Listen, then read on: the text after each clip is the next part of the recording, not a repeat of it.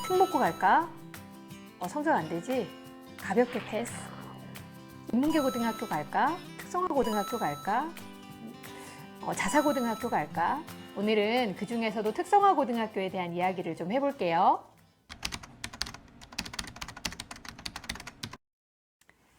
안녕하세요. 현쌤입니다. 콕콕 집어서 몇 개의 특성화 고등학교를 소개해 드릴게요. 여러분 다 가고 싶으시고 잘 아시는 고등학교이긴 한데요. 첫 번째, 여학생들이 가고 싶은 특성화 고등학교 있죠. 서울 여자상업고등학교. 취업이면 취업, 진학이면 진학, 또 공무원 채용까지 두루두루 굉장히 높은 성적을 거두고 있는 학교인 것 같아요. 제가 이 학교에 교사 연수를 했던 적이 있는데요. 학생들이 정말 어떤 인문계 고등학교와 비교되지 않을 정도로 굉장히 열심히 공부도 하고 열심히 생활하더라고요.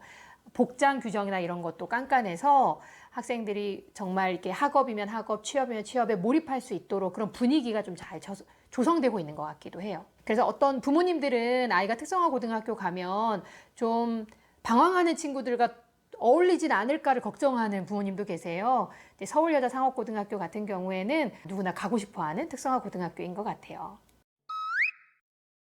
여학생들도 갈 수 있지만요. 남학생들이 특성화고 어디 가고 싶어? 라고 물어봤을 때 서울 로봇고등학교요. 이렇게 말하는 친구들 꽤 많아요. 마이스터 고등학교죠.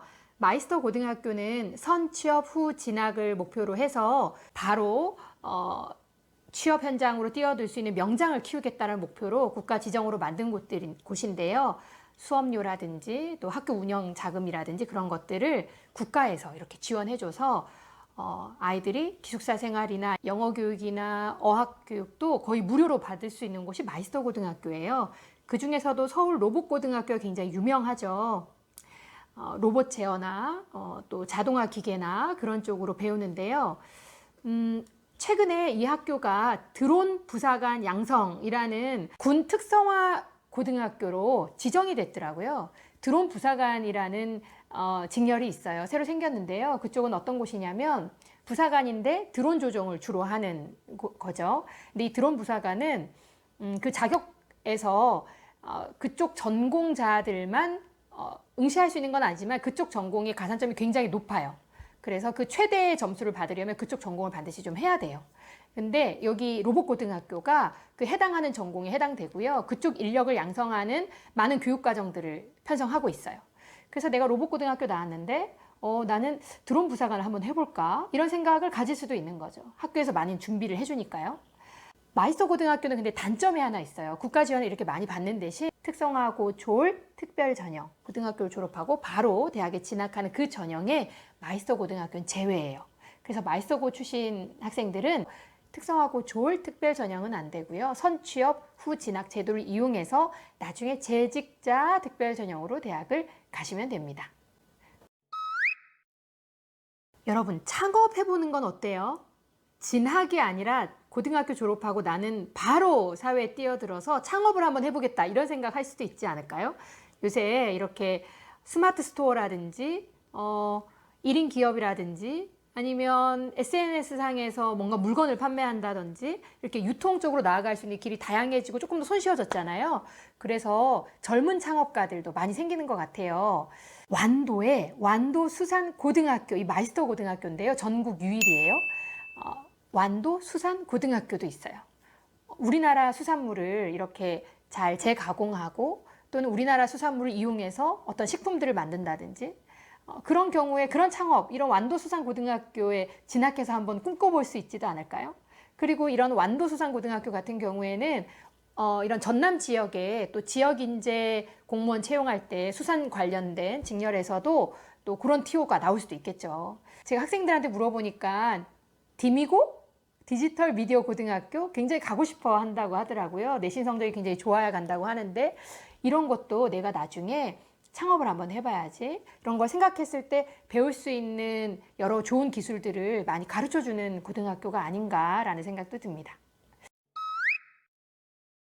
그리고 마이스터 고등학교를 조사하다 보니 한국 바이오 마이스터 고등학교가 또 있더라고요. 이렇게 마이스터 고등학교는 전국 단위로 모집하고요. 기숙사들을 다 가지고 있어요. 제약회사라든지 바이오 기업에 많이 취업됐더라고요. 상상력을 한번 펼쳐볼게요. 내가 바이오 기업 중에 뭐 셀트리온이나 삼성 바이오로직스 같은 그런 기업에 바이오 마이스터 고등학교 졸업자로서 취업을 했다고 쳐요. 그런 곳에서 한 3년 정도 근무를 하다가 내가 그쪽 연구를 하는 직무에 관심이 생기면 그 생명과학이나 아니면 바이오 융합이나 이런 쪽의 학과에 재직자 특별 전형으로 나중에 대학 진학도 할 수 있겠죠.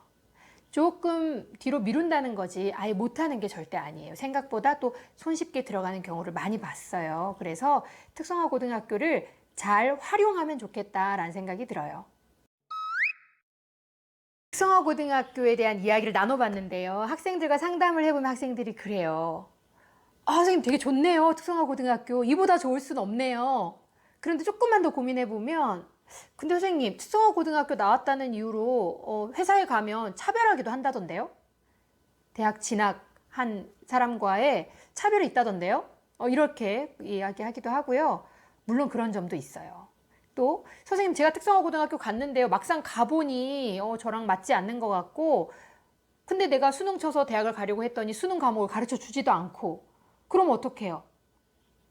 그럴 수도 있죠.